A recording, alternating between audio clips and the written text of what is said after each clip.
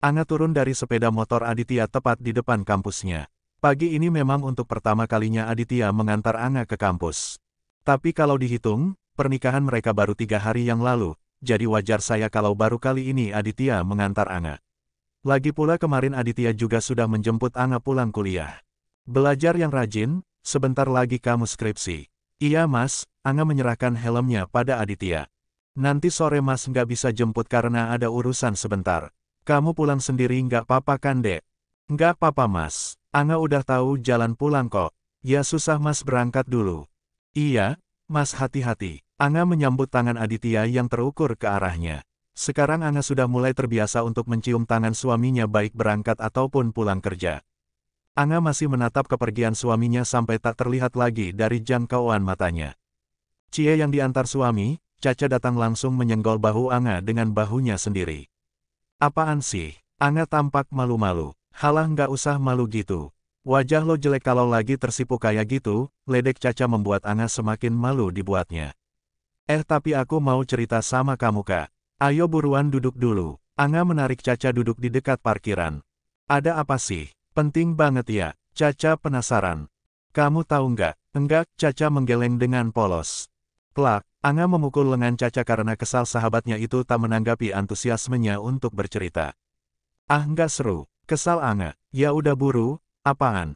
Anga langsung kembali tersipu. Dia memegang kedua pipinya sendiri saat mengingat momen tadi malam. Tadi malam kan kipas angin di rumah mati, terus. Anga layaknya gadis yang sedang kasmaran yang menceritakan apapun yang dia alami dengan seseorang yang menarik perhatiannya. Gila, sampai segitunya suami yang katanya nggak lo kenal itu.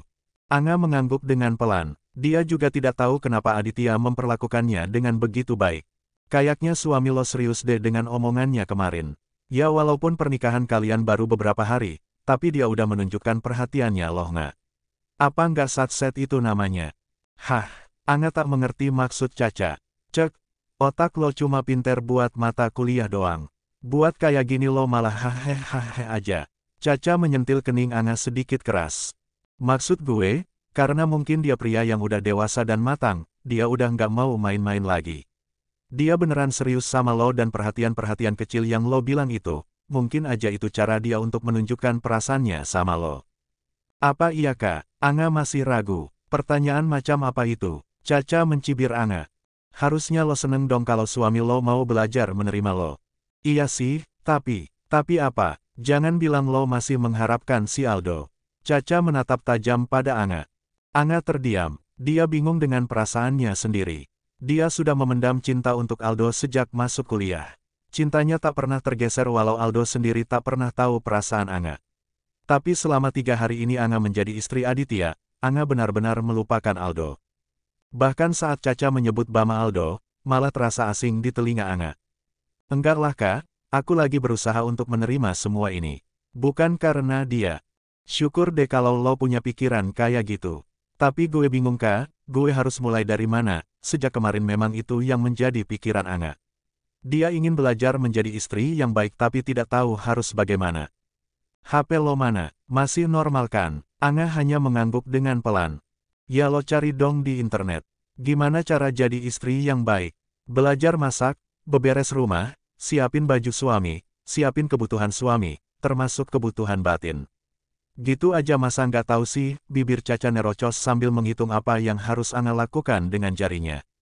Kebutuhan batin, Anga merinding mendengarnya. Iya, lo nggak tahu lagi.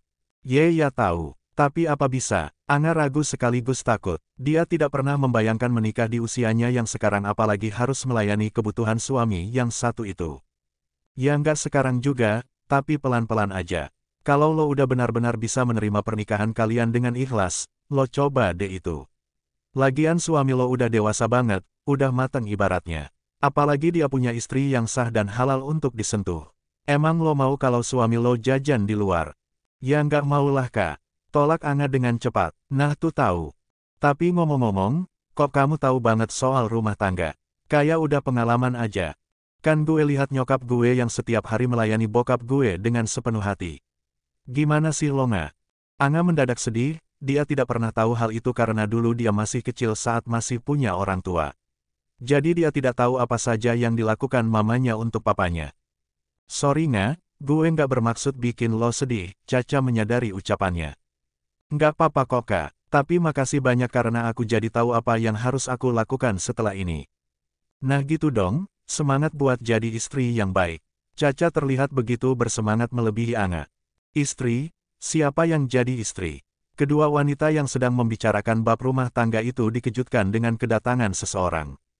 Aldo, Anga mendadak gugup. Sudah lama Anga tidak bicara dengan Aldo sejak pria itu dekat dengan Angel, teman satu prodinya Anga dan Caca. Hai, Anga. Iya, perasaan kita jadi jauh ya setelah aku dekat sama Angel. Ada masalah apa ya? Apa aku udah bikin kamu marah tanpa aku sadari? Aldo merasa kehilangan Anga setelah lebih dari 2 bulan dia menjadi kekasih dari Angel. Nggak ada apa-apa kok Do. Cuma aku lagi fokus kuliah aja. Kita juga bentar lagi mau skripsi, Anga tentu saja mengelak. Karena sesungguhnya dia menjauh dari Aldo karena Angel tidak menyukai keretakan Anga dengan Aldo. Tapi bisakan kalau kita temenan kayak dulu lagi? Lagi sibuk kuliah bukan berarti kita nggak temenan lagi kan Nga? Aldo terlihat memohon kepada Anga. Dia sungguh merasa kehilangan sosok Anga sebagai temannya. Sikap Angel akhir-akhir ini juga membuat Aldo tak betah. Wanita itu selalu mengekangnya dan terlalu mengatur. Hingga Aldo sadar kalau sebenarnya dia memiliki perasaan lebih pada Anga. Caca yang mendengar permintaan Aldo tadi berdecak dengan kesal. Cek, modus cibir Caca dengan pelan. Gimana Nga, mau kan? Aldo terus menatap Anga penuh harap. Iya, Anga sebenarnya ragu mengingat Angel yang tidak menyukainya. Makasih Nga, kalau gitu, nanti kita pulang bareng ya. Anga turun dari ojek online yang ia pesan. Anga memang memilih pulang sendiri daripada menerima tawaran dari Aldo. Aldo, kalau kamu mau kita temanan kayak dulu nggak apa-apa. Tapi kalau nganterin pulang, maaf aku nggak bisa. Kenapa Nga? Aku sudah menikah dan aku nggak mau menyakiti hati suamiku. Kalau dulu dia sering berharap kalau Aldo akan mengantarnya pulang. Tapi sekarang, Anga sudah bersuami.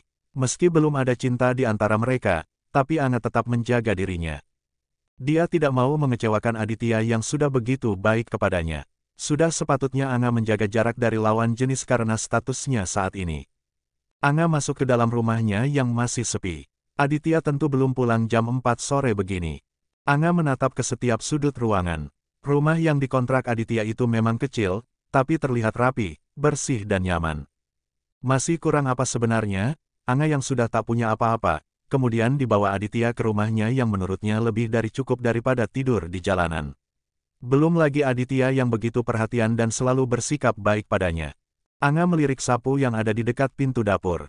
Antara yakin dan tidak yakin, Anga mulai mengambilnya.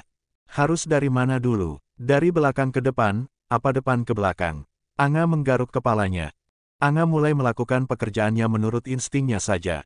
Bukan hanya menyapu, dia juga mengepel lantainya, dan membersihkan dapur. Huff, capek juga ternyata. Anga duduk setengah berbaring di sofa ruang tamu. Membutuhkan waktu 2 jam bagi Anga untuk melakukan 3 hal itu. Lama juga ya, tapi nggak apa-apa Anga, ini kemajuan yang bagus, puji Anga pada dirinya sendiri. Dia juga terlihat sumringah karena hasilnya tidak begitu mengecewakan. Sekarang tinggal nunggu Mas Adit pulang. Aku mandi dulu aja deh. Anga segera beranjak dari sofa. Hari juga sudah hampir maghrib. Jadi Anga memutuskan untuk membersihkan dirinya dulu. Di tempat lain, Aditya kembali berkumpul dengan sahabat-sahabatnya setelah 3 hari tidak bertemu. Wah, pengantin baru akhirnya kelihatan juga batang hidungnya, celetuk Rizky saat Aditya baru datang. Sorry, gue sibuk. Biasa mau akhir bulan, Aditya duduk di antara Wira dan Nanda. Sementara Dwi, dia dan Rizky ada di depannya. Sibuk sama kerjaan apa sama istri? Goda Nanda. Ya pasti sama istri bocilnya itu. Namanya juga masih anak-anak. Kalian kan juga tahu gimana dia dari dulu. Selalu dimanja sama Angga, pasti sekarang tambah parah karena nggak ada pembantu yang melayaninya. Semua menatap ke arah dia. Mereka heran kenapa dia tiba-tiba bersikap seperti itu pada Anga. Padahal dulu dia tidak pernah menyenggol adik dari sahabat mereka itu. Apa maksud kamu dia? Sekarang Anga itu istriku, jadi wajar kalau aku mengurus istriku. Iya, kamu memang wajar kok ngurusin istri-istri titipan kamu itu. Istri titipan, Nanda tidak tahu maksud dia mengatakan Anga itu istri titipan. Ya kan kalian tahu kalau Angga menitipkan adiknya sama Adit buat jadi istri Adit. Apa namanya coba kalau bukan istri titipan? Hahaha, Nanda tertawa dengan keras dengan diiringi dengan senyum mengejek dari dia. Sementara Aditya hanya diam. Dia tidak ingin dia merembet kemana-mana kalau dia meladeninya. Jangan keterlaluan ya, bisik Dwi yang sudah melihat wajah Aditya berubah masam. Biarin aja, emang kenyataannya gitu kok, dia mengedikkan bahunya dengan acuh. Gimana keadaan Anga sekarang, Dit? Wira mencoba mengubah topik pembicaraan mereka. Terutama mengalihkan semuanya dari ucapan dia tadi yang sudah keterlaluan. Namanya juga ditinggal keluarga satu-satunya, Anga pasti masih sedih sampai sekarang. Dia masih sering nangis kalau aku nggak sengaja menyinggung Angga. Tapi yang aku lihat, dia cukup tegar, meski Anga jarang sekali menangis di hadapannya, tapi Aditya tahu kalau Anga pasti sering menangis di belakangnya. Tapi gimana sama lo, Dit? Rizky prihatin dengan keadaan Anga. Tapi dia juga merasa kasihan pada Aditya yang sekarang harus menikahi wanita yang tidak ia cintai. Gue kenapa emangnya? Ya lo kan nikah sama dia karena terpaksa. Lo nggak cinta sama dia. Kalian juga nggak kenal dekat. Kalau masalah cinta, itu bisa datang kapan aja, Riz. Yang penting gue ikhlas menjalani pernikahan ini. Ya ikhlaslah, Riz. Apalagi dapatnya model Anga. Walau masih bocil tapi dia cakep, bodinya mantap. Ya nggak, Dit? Nanda menimpali Aditya dengan cepat. Aditya sungguh tidak nyaman dengan omongan sahabat-sahabatnya itu. Tapi dia tidak mau langsung terbawa amarah pada mereka. Karena kalau Aditya sampai lepas kendali, bukan dia yang menjadi sasaran amarah sahabatnya, tapi Anga. Mereka malah semakin mengolok-olok Anga, dan Aditya tidak mau sampai itu terjadi. Yang lo bilang bocil itu istri gue sekarang, Nan. Lo nggak seharusnya memuji istri sahabat lo sendiri di depan orangnya langsung. Aditya menegur Nanda dengan halus, agar tak terlihat jika dia cukup tersinggung dengan ucapan Nanda. Sorry, Dit, gue cuma bercanda doang. Nanda menunjukkan dua jarinya pada Aditya. Gue pulang duluan, mau mampir ke suatu tempat dulu. Wah, yang udah ada istri, jadi nggak betah lama-lama nongkrong kayak dulu lagi ya. Kangen istri ya, goda Dwi tanpa bermaksud apapun.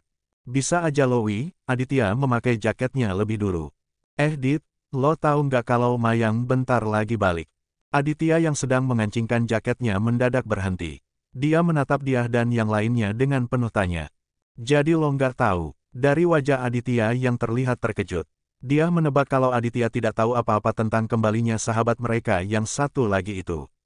Enggak, lagian mau apa? Balik ya balik aja, sahut Aditya kembali membetulkan jaketnya. Lo yakin, Dit? Lo nggak mau tahu alasan dia balik buat apa? Dia masih terus menahan Aditya dengan pertanyaannya. Itu urusan dia, buka gue. Jawab Adit dengan acuh. Tapi Dit, dia itu. Gue balik dulu ya. Aditya langsung memotong Ivan dia sebelum wanita itu bisa menahannya lagi. Oke bro, hati-hati. Jangan lupa besok kita ada jadwal futsal. Teriak Rizky. Iya, gue nggak lupa. Sahut Adit dari kejauhan. Aditya memilih pulang dulu karena dia sudah tidak nyaman berada di sana. Selain itu dia juga memikirkan Anga yang pasti saat ini sudah ada di rumah. Mendadak Aditya mengulas senyum tipisnya ketika mengingat istri kecilnya yang menggemaskan itu. Wajah masamnya tadi kini berubah cerah secerah matahari pagi walau sekarang sudah sore menjelang malam.